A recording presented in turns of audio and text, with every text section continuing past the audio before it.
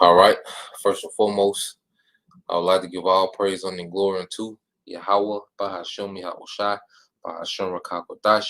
Double honors unto the apostles and elders of GMS who rule well, teach well, being great example to his younger brothers, and peace and blessings, salutations to the hopeful lake out there pushing his word and truth and in sincerity across the four winds in the name of Yahweh Bahashem Yahushai, pushing to get up out of here. Shalom to the hopeful lake, the believers, the listeners whom have came back to the obedience of the scriptures through faith in Yahweh Bahashem Yahushai. And what I want to get into tonight, dealing with understanding, the Cornelius story. His brothers, have been responding, all right, to the false, breakdowns, done by HOI, all right, who pretty much, when you try to make Cornelius to be another nation, you're pretty much opening the covenant, unto heathens, all right, and which we know the scriptures, all right, don't speak of that, man.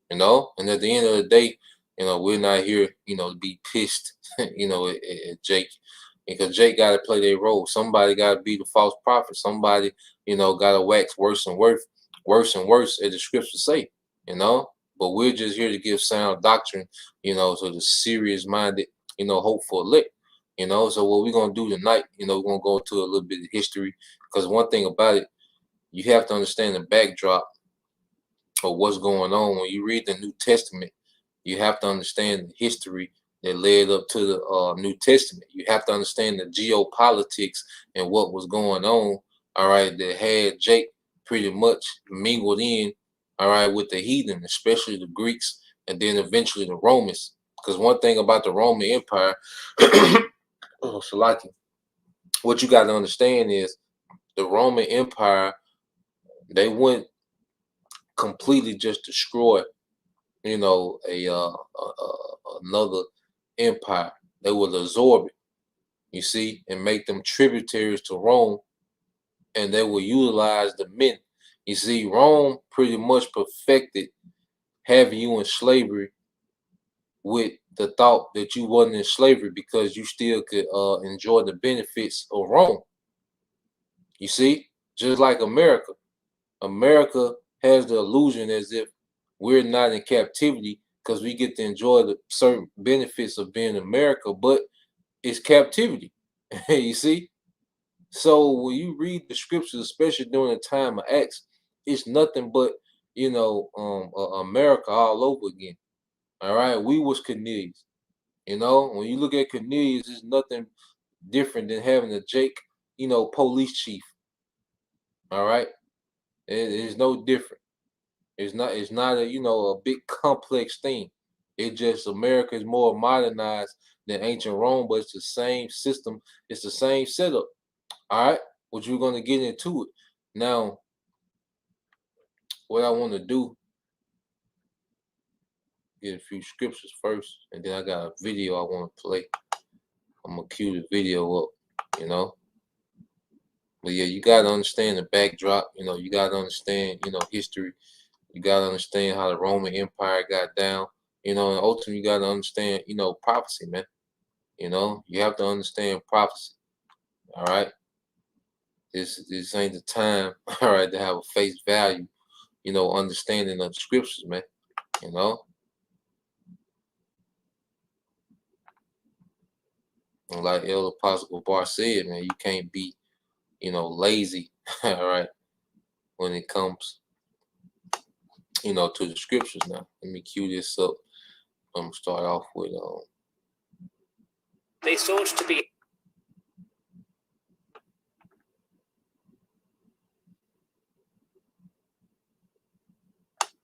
all right. Hold on.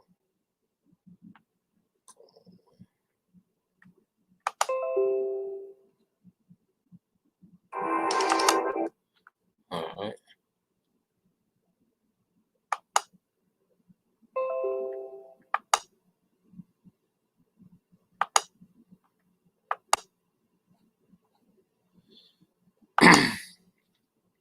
So let's start out with a few precepts, and then we're gonna get into the video.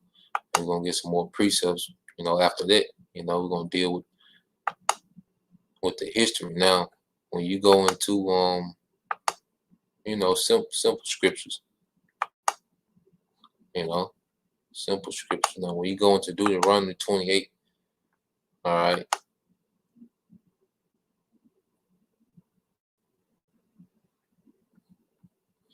and go to Deuteronomy 28:64.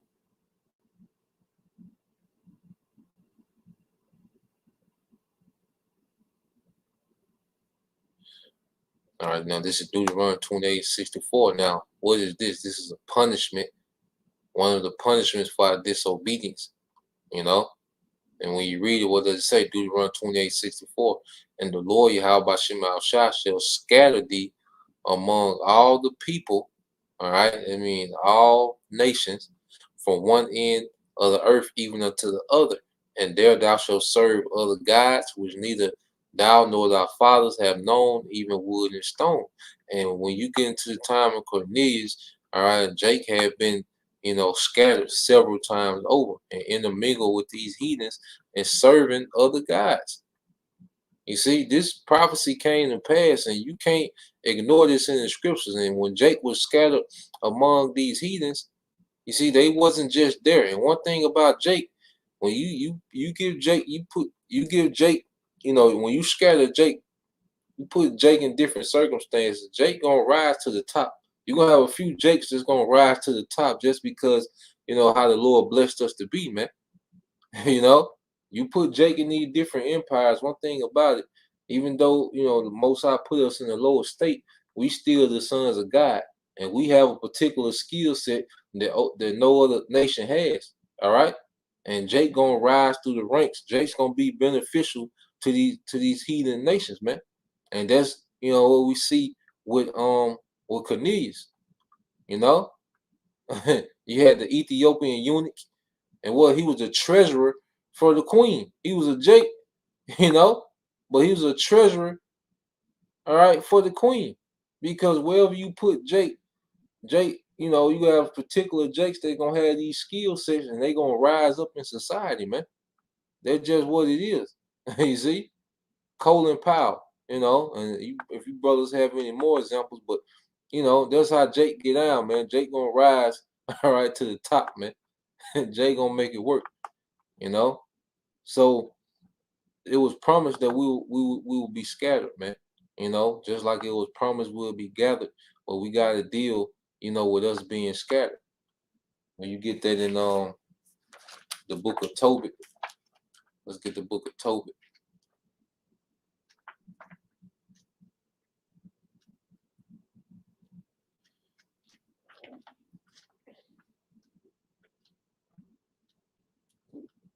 when you get so like I think the book of Tobit chapter 13.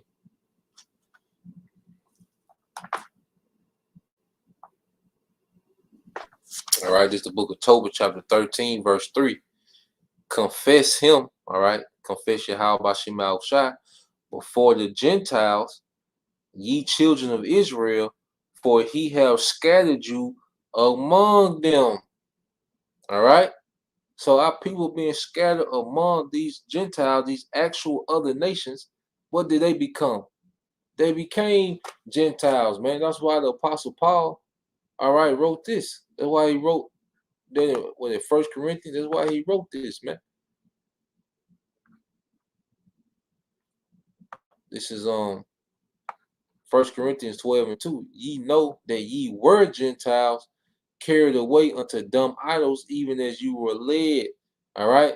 And when did we mainly start getting led, you know, to Gentiles? When you go into the era of the Greeks and Romans, all right.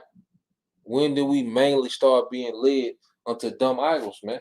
When was it pretty much forced on our people, all right, to be led into these dumb idols? Now, let's go on to the history, man. Let's get the book of First Maccabees. So you gotta understand how pretty much when you go into the times of Maccabees, you had wicked Jake that was in leadership. You know, mainly Jason. You know, who was the son of who was the brother of Ananias. Ananias was a righteous priest. You know, but Jason, he wanted the priesthood because the high priest, you know, was pretty much like a world ambassador, all right, for Israel. You know, everyone that came to Israel, they had to go by, you know, when kings and nobilities and everyone wanted to come through Israel, you know, you had to go through the high priest. So the high priest was like a world ambassador. And see, Jake, you had wicked Jake that coveted that office because they wanted to rule Israel like the heathens ruled over their people. You know, they wanted to be catered to. So you had Jason, all right, the wicked priest who pretty much sold Jake out, all right, to the Greeks, man. And we're going to get that account. You know, we're just going to touch and go on some history, man. So when you get the book of Second Maccabees,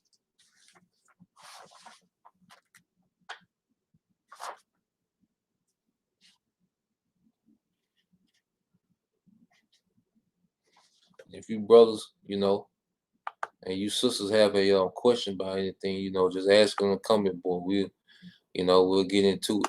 You know, I'm gonna try to keep it concise, you know, all together, try to walk it down chronologically. But when you go into Second Maccabees, let's get the account.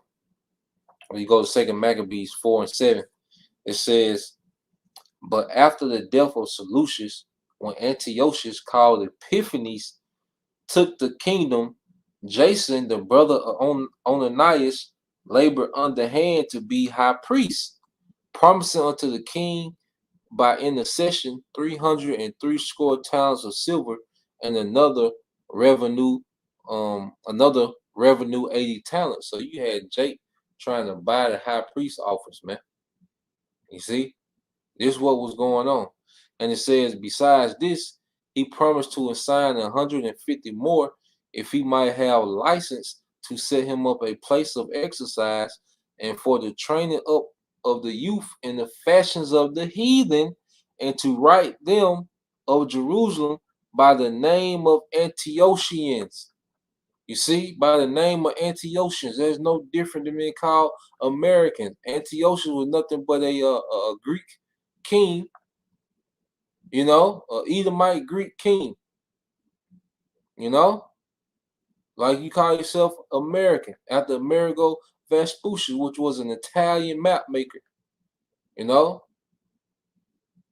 African American, Leo Scipio Africanus, man, who was a Roman general in the Punic Wars, an Edomite Roman general. So just as they was calling themselves Antiochians, it was no different than we was calling ourselves Americans or African Americans, man. After Edomites, man. It's the same thing. You know, there's nothing new under the sun. This is just a more modern time because we start calling their title African Americans put on us after what we was conquered. You see, after the transatlantic slave trade, when we was conquered, then that term started being thrown around. You know, so it's nothing different. Now let's get another one, and then we're gonna deal with what was going on with during the time of Antiochus Epiphanes, man. All right, this is the second book of Maccabees, chapter 6, verse 1. It says, "Not long after this, the king sent an old man to Athens to compel the Jews to depart from the laws of their fathers and not to not to live after the laws of the Most High." You see, so our people was being turned out, man, and this is probably um close to it's a little bit over 200 years, before you get into the time of Cornelius, man. This is happening, close to 200 years, a little bit over 200 years before you get into the time of Cornelius, man. So what condition you think, all right, the offspring of these Israelites is being turned out? What condition you think, all right, the offspring is, man? You talking 3, 4, 5, 6, 7 generations later, man. You know? And it says, and to pollute also the temple in Jerusalem, and to call the temple of Jupiter Olympus, and that in Gerizim of Jupiter, defenders of strangers, as they did desire that dwelt in the place. The coming in of this mischief was sore and grievous to the people, for the temple was filled with riot and reveling by the Gentiles who dallied with harlots and had to do with women within the circle of the holy places, and besides that, brought in things that were not lawful. The altar was also filled with profane things which the law forbiddeth. Neither was it lawful for a man to keep the Sabbath days or ancient feasts, or to profess himself at all to be a Jew. It was unlawful to even be called a Jew, man. To keep the Sabbath days, to keep the ancient feasts, man. All right. You had a bulk of our people that was turned out. Now you had the Maccabean revolt, in which that's where you get the Hasmonean dynasty. All right, that will come out of that, where you had some Levites started with Mattathias, with his sons Judas, Jonathan, Simon. All right, and what did they do, man? They pretty much fought, all right, to keep the ways of our forefathers, man. And the Most High was with them, and they was able to gain some, sovereignty, during that time. And that's where you get the Hasmonean dynasty. But the Hasmonean dynasty was ended by the Romans. But before we get to that, now what we just read in Maccabees, the second Maccabees, the 4th chapter and 6th chapter, that was going on during Antiochus Epiphanes. Now, during that time, Rome was becoming a superpower, and pretty much they was flexing, and they was starting to absorb the Greek Empire. All right, and this is like in 163, 164, 167 BC. All right, so this is going to like 167, close to 170 years before Yahweh Shah was even born. Rome had started to become a superpower in the earth. Now, I know you brothers, you might be familiar with that story about the line in the sand. Now, what happened was you had Antiochus Epiphanes. Pretty much what he started doing was he started conquering, you know, Greek, other Greek territories, of these other Greek kingdoms. Because remember, the Greek Empire after Alexander was split up, all right, and divided, amongst 4 lines, all right, of Edomite generals. You had the Seleucid, you had Cassandra, you had Ptolemy, and you had the Seleucid Empire. All right, so it was split up 4 ways, and now Seleucid Empire, you had Antiochus, or some brothers might call him Antiochus, Epiphanes, and he started to absorb, to pretty much start expanding his empire into the other, empires of the generals, other generals, So he was getting to the point where he was getting carried away with himself. So Rome intervened. All right, Rome intervened, and that's when you get the circle in the sand. Now we're gonna read a little bit of that account, just to have some understanding of their history. It says the place was Eleusis, a suburb of Alexander, Egypt. The king, humiliated by this circle in the sand, was Antiochus Epiphanes, the so-called great anti-Messiah, and the ambassador who so bravely drew the circle came onto the scene on the orders of the Roman Senate. By Rome, said by now, Rome yielded so much power in the ancient Greek kingdom that everyone feared them. They showed the beginnings of a superpower, appointed themselves as the policemen of the world, sound familiar, with the skills of an ancient UN. You see that? Whatever the complaint, you could appeal to Rome for help. And if you found favor with the sentence, they would speak, and the rest of Greek Empire would obey, and that included Epiphanes. All right. So Rome was becoming a superpower, and you could appeal to Rome, which we're gonna get that. Remember that little part about appealing to Rome. So now let's fast forward. Let's jump up. Now Rome was becoming a superpower then, but now that about 100 years later, what you had with Pompey, all right. I know you brothers should be familiar with Pompey. Now, what you had during the time of Pompey, you had Julius Caesar, you had Pompey, and then you had Marcus Crassus, and they called it the first triumvirate of Rome. All right, Julius Caesar was like the figurehead. Marcus Crassus, he was super rich, and then you had Pompey, who was the military genius. All right, he was known for his conquering and his campaigns. All right, as a military general. So what you had during the end of the Hasmonean dynasty, you had Jake pretty much infighting over leadership of the Hasmonean dynasty. So I'm gonna get this account. Now this is from uh, the Nelson Study Bible. All right. Now this is a section called Between the Testament, and it pretty much, gives the backdrops on what was going on from the time of Malachi.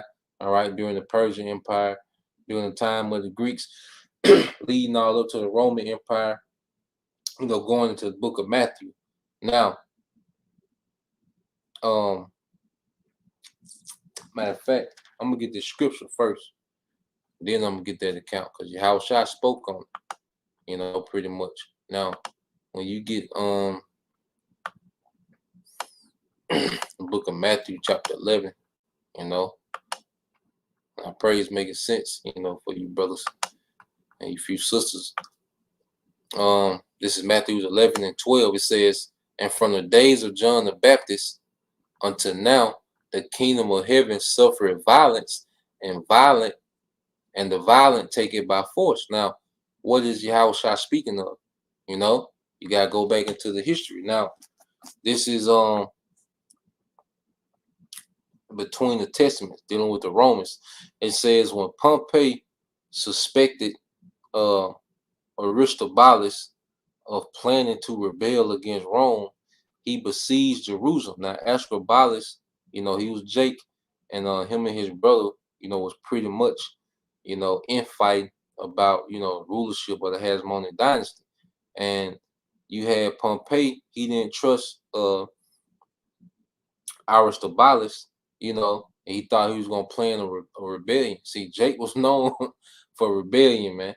And Jake, if the Lord was with Jake, then he didn't know Jake could be a problem. You see? And it says he besieged Jerusalem. After 3 months, he breached the fortifications, entered the city, and reportedly murdered 12,000 Jews. And what Yahweh shall say? All right, the kingdom of heaven suffering violence, and the violent take it by force, man. So Pompey took Judea by force. You see? And it says, and reportedly murdered 12,000 Jews.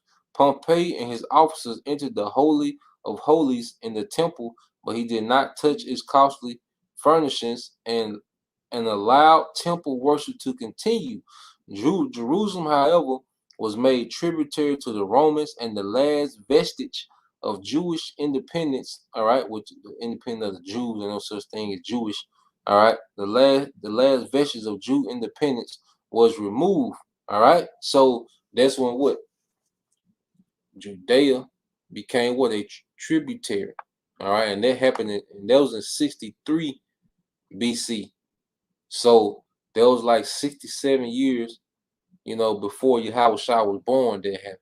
And then by the time you get to the time of Cornelius, you're talking about another 40, 50 years. All right, over 100 some years by the time you get to Cornelius, you know. So it ain't far-fetched, all right, that Jake was intermingled within the Roman Empire, and Jake would rise through the ranks, man. Jake eventually became emperor of Rome, man. So how is it hard to fathom, Jake being a centurion in Rome? You know what I'm saying? So, I'm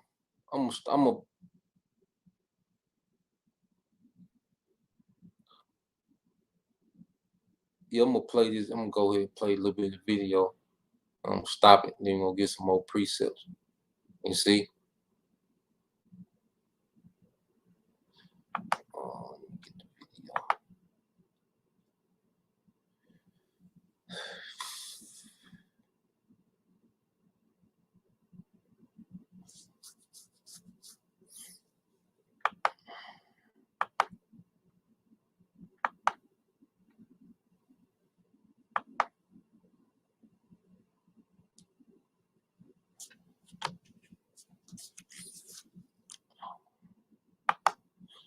All right, so I found this video dealing with the Roman centurions, and if you brothers, even if you few sisters, you into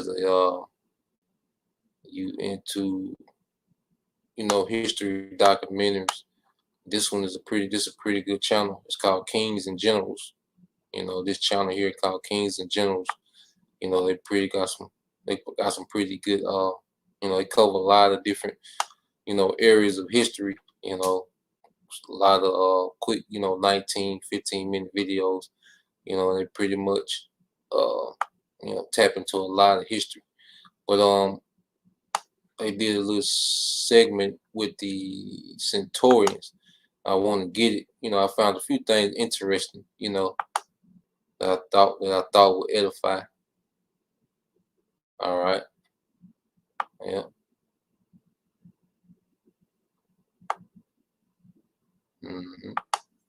Yeah, Jake gonna rise up, brother put up GMS, he would not tear it. Lord Austin, United States Secretary of Defense. You see, Jake gonna rise up. You'll be an idiot not to use Jake. You'd be a damn fool not to utilize Jake. But yeah, let's play a little bit of this, and we'll get to it.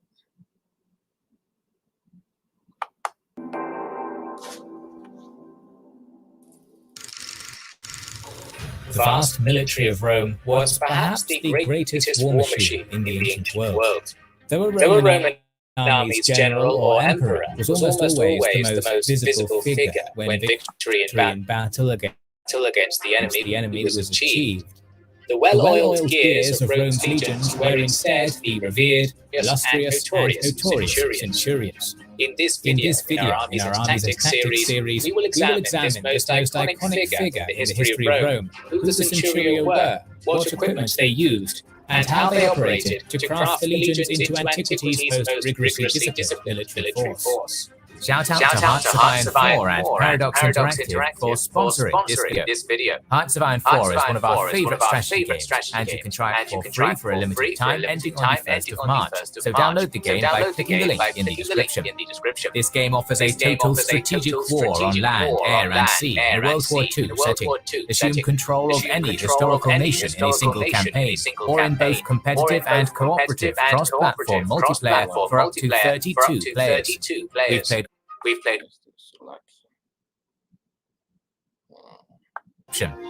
in the Republican period, the only qualifications necessary for a would-be centurion were martial, bravery, strength, and leadership in battle.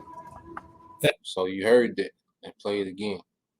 It gives you only requirements for being a centurion. All right? Let me play it again. In the Republican period, the only qualifications necessary for a would-be centurion were martial, bravery, strength, and leadership in battle. Though these were still core values. All right? So bravery, strength, leadership, all right, and battles. You know, it had nothing to do with nationality. All right? Rome didn't give a damn. Rome was like, look, you're going to get down or lay down. You're going to join us, or we're going to run through you.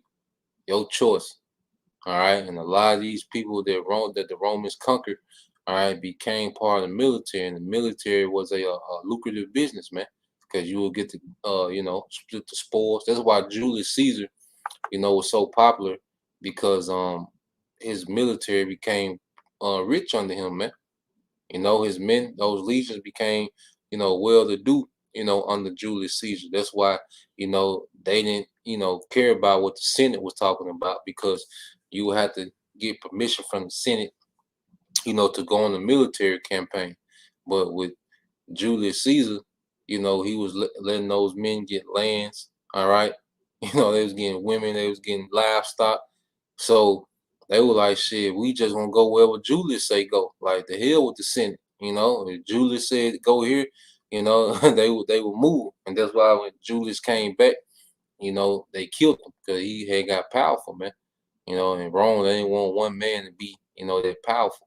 So, but yeah, you see, the credentials of being a centurion had nothing to do, all right, with your race, man. Let it play on.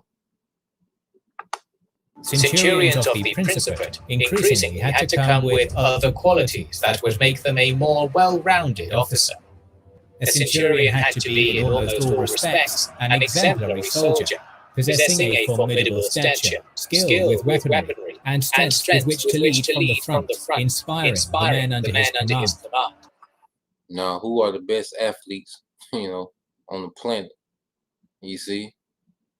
Who are the best athletes? So who would be, the best, all right, special forces, man? All right, it's going to be Jake. Moreover, the man was expected to be temperate and measured, vigilant, and ready to execute any order without questions.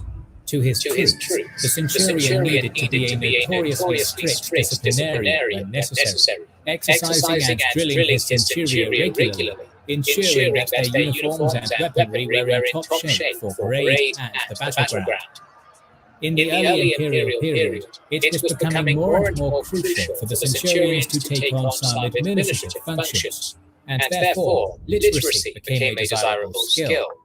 You see that? So the Romans, for the centurions, literacy became a desirable skill. You see? So they was educated and reading. See, in the ancient world, everybody didn't know how to read. Like, that was a trait of nobility, of someone, that was of the middle upper class, or the well-to-do, to the higher ups. Everybody didn't know how to read, So I thought that interesting too, that the centurions, was heavy into literature. This increasing requirement meant that often centurions were recruited more and more from the upper tier of society, making a class that combined military virtues and administrative know-how. With these qualities, a man became a Roman centurion through two streams: promotion, or recommendation. The former was a relatively simple process through which a 30-plus-year-old legionary with a long and spotless service record was promoted to the position outright. More fortunate, well-connected Romans could take the other road, direct appointment to the prestigious centurionate from civilian life through the intervention of an influential patron. So mostly, all right, through promotion, Jake, came from the bottom. All right, it was probably mostly Jake that came, to the rank of centurion from what promotion, man? Just being a standout, Roman soldier. You see? And then, there's a lot of Edomites that politic their way, into that position. Now, you probably had, some Jakes that was well-to-do, that were politicking then, but all right, most of the Jakes that got to that position, all right, Jake just, was the cream of the crop and rose to the top, man, The youngest known beneficiary of such a display of patronage was an 18-year-old equestrian candidate from a wealthy family. How happy said centurion's underlings must have been about serving under him can only be imagined. However, the fact that centurions were all at least formally appointed by the emperor may have shut down the discontent. The aspiring soldier was only officially invested with his centurion rank during a ceremony that took place on an auspicious military holiday. A platform would be constructed in the Principia of a legion's fortress or camp. In the presence of the finely clad soldiers, the soon-to-be centurion was presented with a document containing an imperial edict of appointment and with his disciplinary vine staff. After their elevation, centurions would gradually rise in seniority within their cohort, commanding centuries of troops with higher status, until they eventually led the most senior centuria, and therefore the entire cohort. The vast majority of centurions did not advance beyond this point. However, those who did could be promoted even further, to the rank of primi ordinis, exercising command within the legion's exalted first cohort and its double-strength centuries, and taking up staff officer roles. This kind of promotion initially took the form of the Hastatus posterior rank of the first cohort, and then after 4 more promotions, an extremely well-connected, lucky, and competent soldier might rise to the rank of primus pilus. Through this position. Now, so you understand how pretty much, the Roman military, dealt with their rank, all right? But you had a lot of Jake, that was rising up in the rank. And even what I'm going to do, I'm going to fast forward because I want to get to this part. And then we're going to get into the scriptures. You see? Matter of fact, there's one.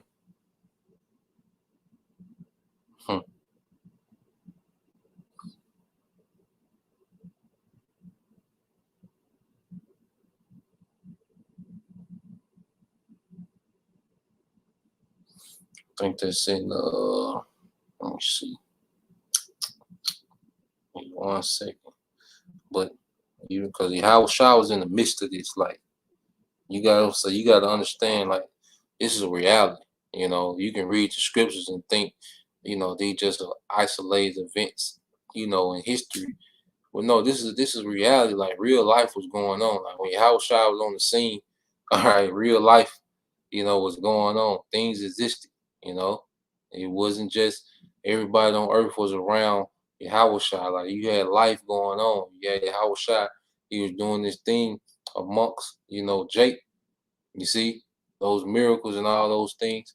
But you had life going on outside it, like existence. The Roman Empire was vast. Judea was just a small little, piece of the Roman Empire. There was a lot of things going on.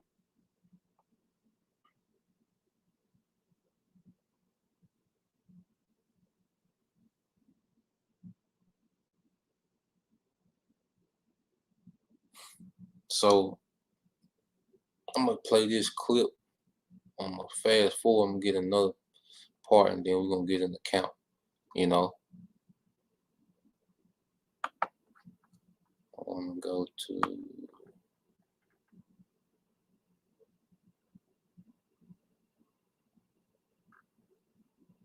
I'm saying you can watch the whole video. All right, yep.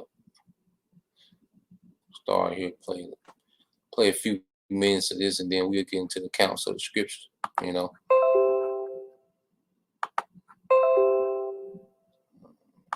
Period began in 38 BC.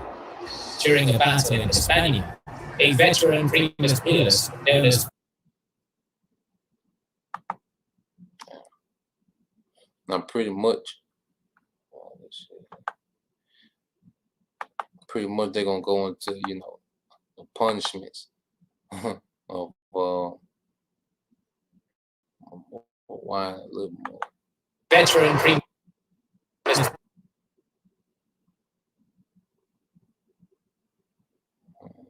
trip.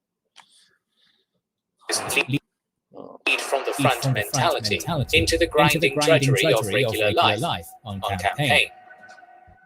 If the troops were assigned to dig trenches or wells, construct camps or fortresses, centurions would directly supervise them and would often engage in the process with their soldiers, in addition to functioning as a keen-eyed overseer. Yet, this image of the centurion as an almost untouchable figure who solely dispensed justice needs to be tempered. Because they were entrusted with such power, men of the centurion were also punished incredibly harshly if they were to fail in their duties, possibly even more so than the average soldier. A stark case of this occurred just before the imperial period began in 38 BC. During a battle in Hispania, a veteran primus pilus known as Virbilius lost his nerve and fled the field. When able, the local Roman governor made an example of the centurion by ordering him to be beaten to death with clubs by the men whose lives his cowardice had endangered. Disciplining troops was not the only matter with which centurions were burdened. The Roman centurion was an elite soldier, often employed for crucial commando and other intelligence-gathering missions in the field or at home.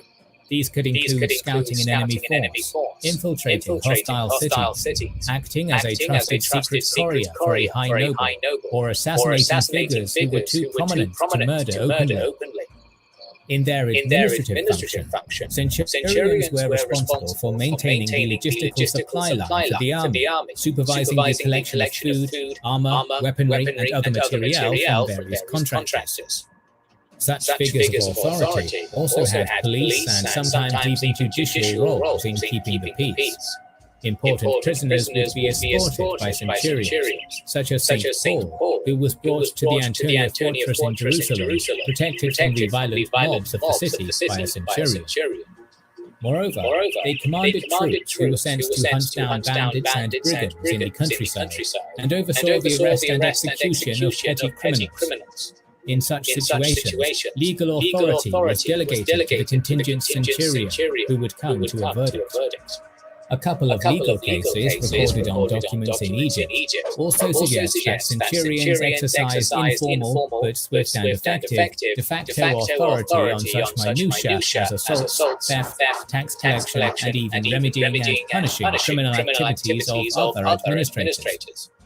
These duties of bringing the guilty to justice, carrying out searches, and providing protection for litigants who might otherwise face danger from high-status accused individuals gave the local centurion. So you see centurions, you know, they had a high office, you know, within the Roman Empire. You know, they was even over the tax collector. So you had Matthew, all right, who was you know, known to be a tax collector. He would have to answer to a centurion. You see, Cornelius wasn't no, you know, he wasn't no ranking dink. A military authority which could countermand provincial government if required. In times of civil war, retaining the loyalty of legionary formations was really a matter of securing the loyalty of that particular legion's many centurions, especially the pre-ordinings of the first cohort. It would often be the influence of these mid-level officers which might tip the balance as to which candidate the legion would grant its swords. The emperors of Rome and their advisors were fully aware of the influence centurions possessed, and the good ones were always keen to keep them happy. Augustus's friend, the brilliant general Agrippa, advised him to reserve legal cases involving the possibility of the centurion receiving severe punishment to his own personal judgment. Such figures, it was deemed, were too revered and important to be left to local trial when accused of a crime. For taking on all of these responsibilities and dangers, centurions were extremely well rewarded, materially and otherwise. And this is the point I want to harp on, and then we're going to get into some precepts, dealing with the financial status, the centurion. Compared to the vast majority of their comrades in the legions, and even those in the infamous Praetorian Guard. For their pay, it has been estimated that baseline centurions received about 15 times that of a regular legionary, and rather surprisingly, 5 times more than one of the notoriously money-obsessed Praetorian Guardsmen. Higher-tier centurion officers, such as the primus pillars of the legion, earned a staggering 60 times the cash of a regular soldier, but regular pay wasn't the only income such men received. Much like their enlisted brethren, but to a far more extreme degree, centurions came to expect periodic financial bonuses called donatives on special occasions, such as the celebration of a great victory or the accession of a new. People with ADHD save 10 hours studying with this Chrome extension. But no, by all means, go ahead, skip the ad, save a few seconds. New Emperor. It was necessary to give centurions vast amounts of money on these occasions because their loyalty was so valuable, and a generous gift would go a long way towards showing the centurion where his allegiance was best placed in a time of struggle. In their armor, weaponry, and clothing. So you see, the centurions were well off, man. It was well to do. They was well, taken care of, and that makes these accounts. All right, we can get these accounts, it makes them make more sense. All right, so let's get this account in the book of Luke. Let me get the scriptures back up. Let's get this account in the book of Luke.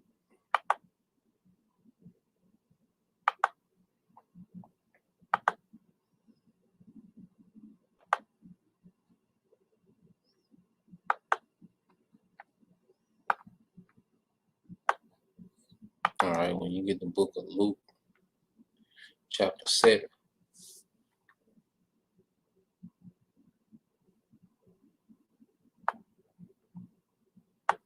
All right, now this is the book of Luke, chapter 7, verse 1. It says, now when he, which is Yahushua, had ended all his sayings in the audience of the people, he entered into Capernaum. Now Capernaum, there was, the upper echelon of Jake, that was in Capernaum. It says, and a certain centurion servant who was dear unto him was sick and ready to die. And when he had heard of Yahushua, he sent unto him the elders of the Jews, beseeching him that he would come and heal his servant. And when they came to Yahushua, they brought him instantly, saying that he was worthy, all right, that he was worthy for whom he should do this. So what did you have? You had a centurion, a servant of a centurion, which had to be a Jake, coming to Yahushua, asking for what? A healing, which means what? Did he believe? You see? Mean that he believed, man. All right? Yahushua was in the midst of all this, all the history he went through. Yahushua was in these times, he was in the middle of it, man. These things will actually happen. Life was happening. You see? Jake wasn't just among the heathen, just in the tent somewhere, And it says, and when they came to Yahushua, they besought him instantly, saying that he was worthy for whom he should do this, for he loveth our nation, and he have built us a synagogue. And he's talking about the centurion. You see? And why was the centurion able to help so much? Because they was getting paid. They had a high offer. There was a high rank. They was well taken care of. All right. Their allegiance was important, all right, to the nobility and the leadership and the government of Rome. So he, all right, built a synagogue, man. All right, for Jake. And it says, then Yahushua went with them And when he was now, it said, when he was now not far from the house, the centurion sent friends to him, saying unto him, Lord, trouble not thyself, for I'm not worthy that thou shouldest enter under my roof. And you see the humility? You see? It says, wherefore, neither thought I myself worthy to come unto thee. Yeah, see, Jake was hearing about Yahushua, and remember, the centurions, all right, they had to learn literature, so he was probably reading some things, all right, and he was believing. Well, well, he understood.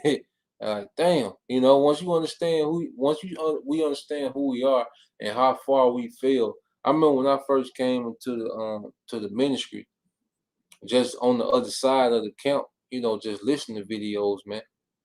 Just listening to the brothers at the camp down here, and I felt so convicted, because that same year that I started listening, coming out to camp and listening to brothers, I had a Christmas party and everything, man. I had felt so convicted, and so unworthy. Once you start finding out the truth and the truth about these holidays and all these things, you'd be crushed. All right. So this centurion, like, I ain't even worthy for you to come to my house, you know. But he believed though. You see? It said, wherefore neither thought I myself worthy to come unto thee, but say in a word, and my servant shall be healed. All right. And this is the point. For I also am a man set under authority. See, he was a centurion. And we just read the rank that centurions had. So he understood authority. It says, having under me soldiers, and I say unto one, go, and he goeth, and to another, come, and he cometh, and to my servant, do this, and he doeth it. Also like it. So going down, it says, when Yahushua heard these things, he marveled at him and turned him about and said unto the people that follow him, I say unto you, I have not found so great faith, no, not in Israel. You see? And what was he saying? Even those that knew that they was Israelites didn't have this type of faith, man. You see?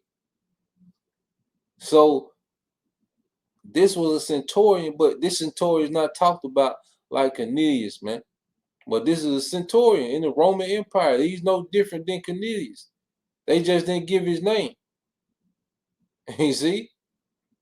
I believe it's an account where they do give his name, but this centurion is not, it's not up for debate. But then when it comes to Cornelius, it's a huge issue, man. But it's the same thing, man. It's a centurion that believed. It was a Jake centurion that believed, man. That's what Cornelius was. He was, he was a Roman, an Israelite, who was a Roman citizen that believed. Now, let's go to the book of Acts, all right, and deal a little bit with, the story of Cornelius.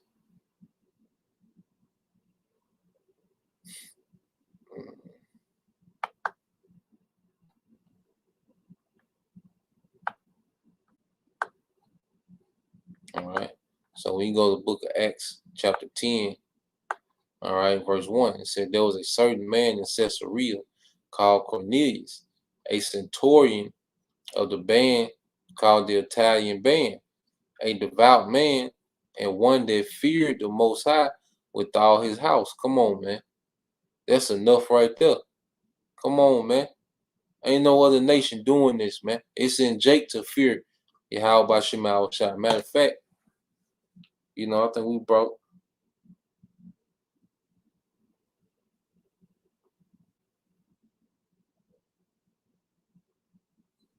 that's in let's get that in Sirach.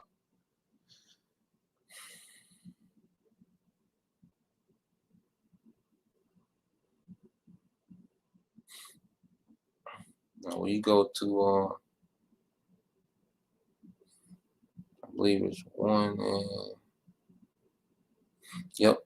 There's the book of Sirach 1 and 14 said the fear of the Lord is the beginning of wisdom, and it was created with the faithful in the womb. It was created with the faithful in the womb. You see? So a devout man, one that feared the Most High with all his house, all right? And you keep reading on, which gave much alms to the people and prayed to the Most High always. He prayed to the Most High always. And he said he gave much alms. Why? Because the centurions was well to do. That's why they was giving much alms. He had it. You see? And he was coming in for the church, man.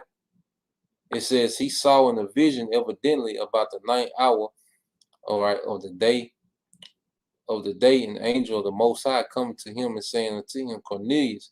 And when he looked up on him, he was afraid and said, What is it, Lord? And he said unto him, Thy prayers and thy alms are come up for memorial before the Most High. So you mean to tell me another nation, all right, has access to the throne of Yahweh Shema Shai through their prayers? You see? That's what's being said. So you can't just say anything, man. All right. There's some things you disagree with the doctrine, and okay. But then when you say this, man, you saying a lot of things regarding the heathen, man. Now Cornelius, all right, the angels telling him, look, thy prayers and thy alms are come up for a memorial of the Most High. Now, what does the scripture say about, all right, the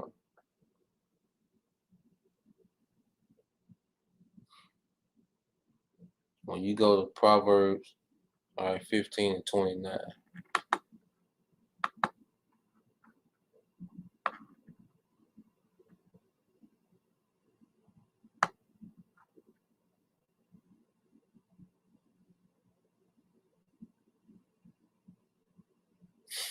All right, so you go to Proverbs 15 and 29. All right, Proverbs 15 and 29. All right, it says, the Lord Yahweh Shema Shai is far from the wicked, but he heareth the prayer of the righteous. He heareth the prayer of the righteous. You know? And who is that, man? That's Jake. No other nation is the Lord gonna give access to his throne, man.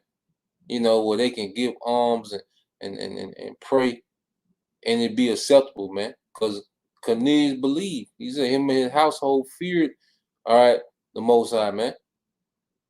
You see? And what was opened up to him? That salvation, the promise.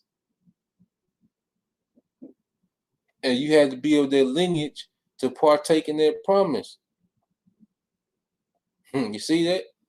Now, let's get another one. I believe that's 1 Peter 3. I want to say 1 Peter 3 and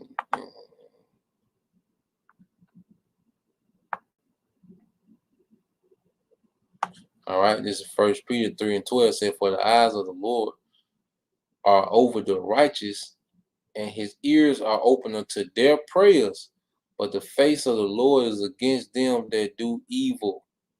You see? So his ear was open to the prayers of Cornelius. You know? You can't say that this man was something other, all right, than the Israelite, man. You see? That's giving away the covenant. There ain't no openness in the covenant, man. All right? It's only for one nation, one people. So let's go back to the account.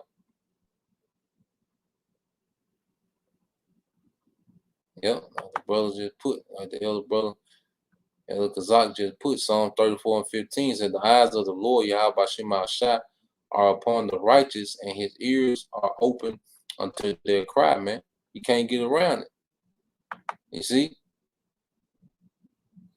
This is Psalm 22 And 23 said, ye that fear the Lord, praise him, all ye seed of Jacob, glorify him, and fear him, all ye seed of Israel. All you seed of Israel is a lineage.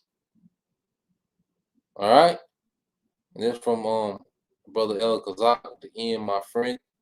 You see? And that's a clear cut. All you seed of Israel. So just off this alone, when you go back to the book of Acts, just off that alone, the Most High, all right, is accepting. You see that? It says, this Acts 10:4 says, and when he looked on him, he was afraid and said, what is it, Lord? And he said unto him, thy prayers and thy arms are come up for a memorial before the Most High. You see, so it was accepted. Just like Cain and Abel. Abel's sacrifice was accepted. Cain's was rejected, man. But Jake is trying to tell you that Cain's sacrifice is acceptable now. And Jake is trying to rewrite everything. You can say one thing and it destroys the rest of the Bible. You know, you can make, that's why scripture say a little leavening, leaven the whole lump, man. You can say one thing off and it destroy what the rest of the Bible is saying, man, within your doctrine, man. Absolutely not, man. You know? And when you go into Acts, let's get another account in Acts.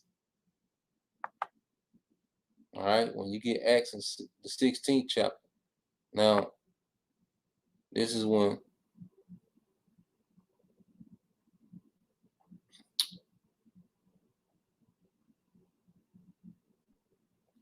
all right. Now, this is Acts.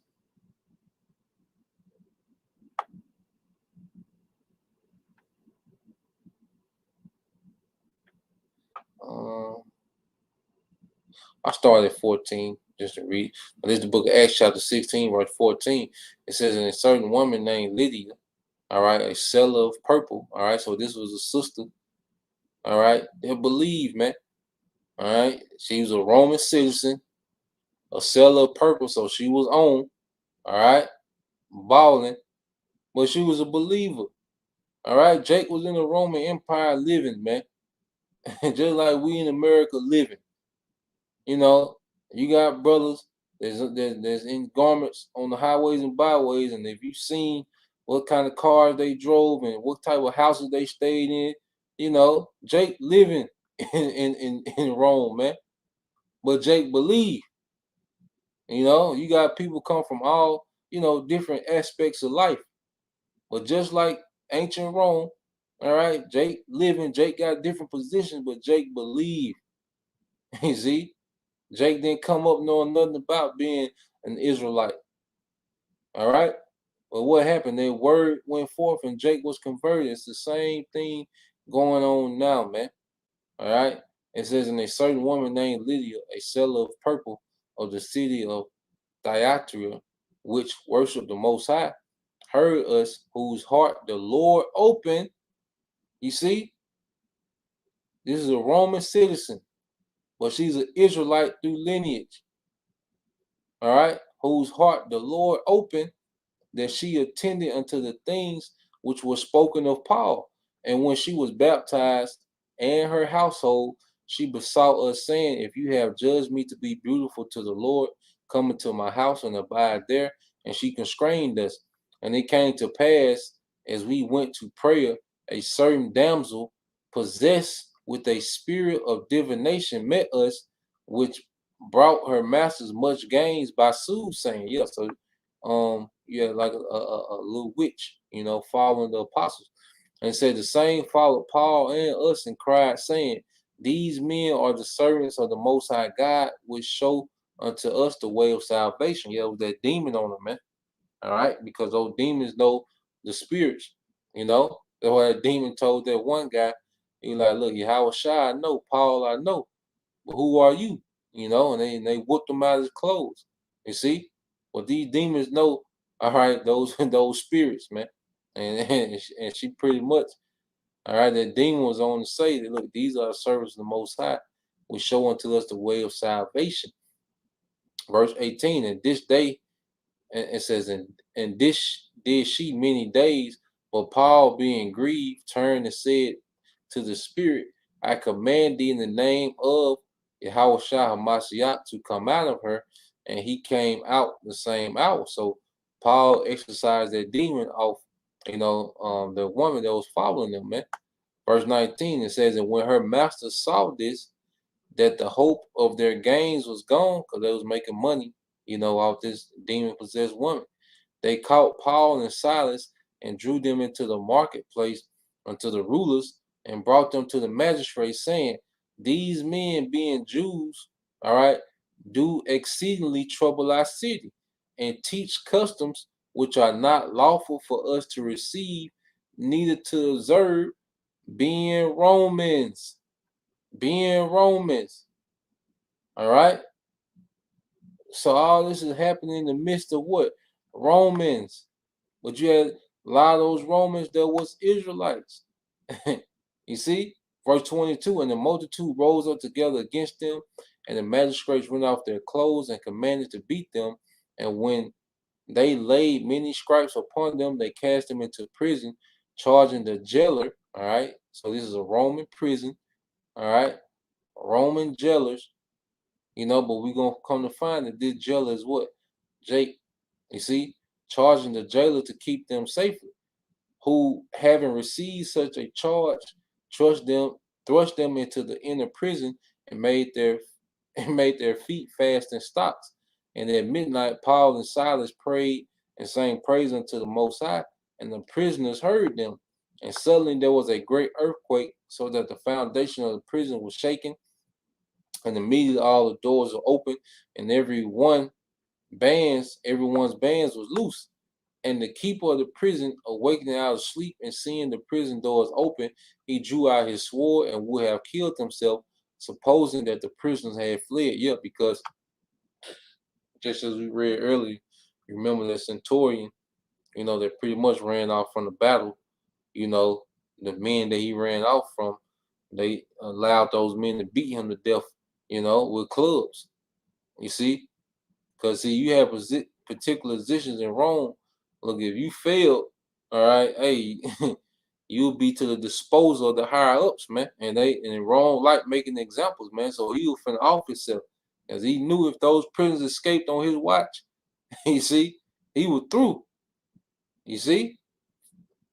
But when you read verse 28, it said, but Paul cried with a loud voice, saying, do thyself no harm, for we are all here. And it says, then he called for a light and sprang in and came trembling and fell down before Paul and Silas and brought them out and said, sirs, what must I do to be saved? Yeah, he seen the power and he believed, And it says, and they say, believe on the Lord, Yahweh HaMashiach. Oh, Salaki. And thou shalt be saved and thy house. And they spake unto him the word of the Lord, and to all that were in the house. And he took them the same hour of the night and washed their stripes and were baptized, he and all his straightway. So just as the house of Cornelius, was allotted for salvation, the house of the jailer was allotted for salvation. And he was all what? Roman citizens, man. He was all Roman citizens. And then you even go down.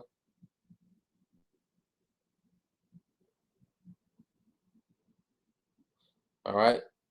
Now this is I'm gonna keep reading. It says, and they spake unto him, this is verse 32, and they spake unto him the word of the Lord to all that were in his house, and he took them the same hour of the night and washed their stripes and was baptized, he and all his straightway. And when he had brought them into his house, he said, meet before them and rejoice, believing in the Most High with all his house. And when it was day, the magistrate sent sergeants, saying, let those men go. And the keeper of the prison told this Paul, and the keeper of the prison told this, saying to Paul, the magistrates have sent to let you go. Now therefore depart Go in peace. But Paul said unto them, they have beaten us openly uncondemned, being Romans, and this is Apostle Paul talking, all right, about what, man?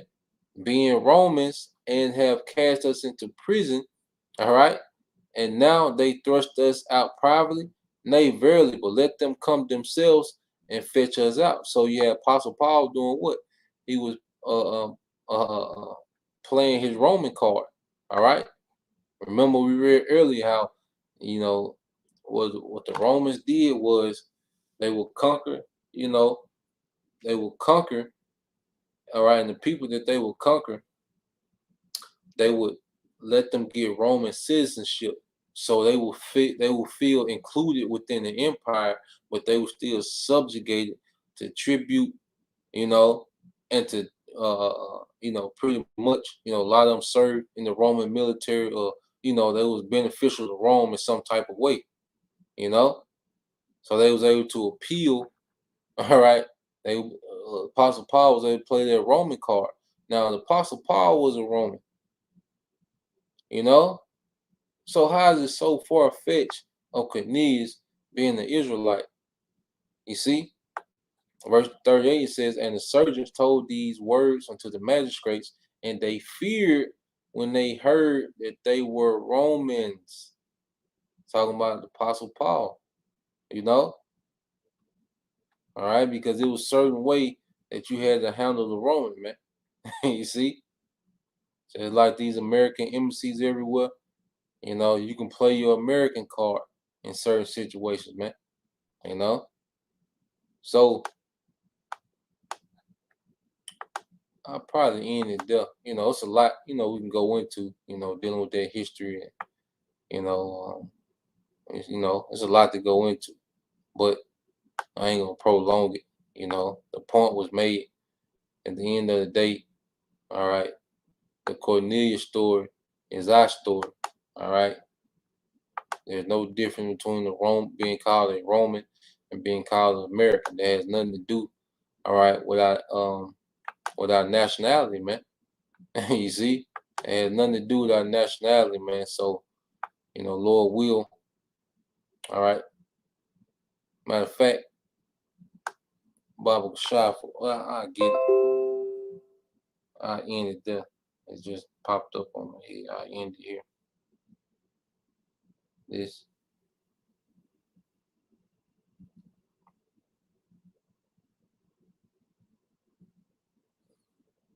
is Second Ezra 2, and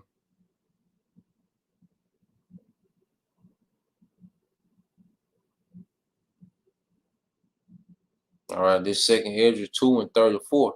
And it says, and therefore I say unto you, O ye heathen, that hear and understand, look for your shepherd, he shall give you everlasting rest, for he is nigh at hand that shall come in the end of the world. O ye heathen that hear and understand. All right. Israelite foreigners that was converted. All right. That understood the gospel, that believed. You see, look for your shepherd, Yahweh Shai, because he is what? He is nigh to come, and he shall give us everlasting rest. All right, that shall come at the end of the world, and this is the time that we in now, man. So Lord will, you brothers, all right, and you few sisters was edified. I just wanted to cover that, go into that history, make sure we have a good understanding of what's going on, man, so we don't be, swayed with every wind and doctrine. All right, we understand fully what we believe, man, and it's all through the spirit of Yahweh Shem Shai, you know. So till next time, say Shalom, Kwam Yashala, Abba Ball, DTA soon.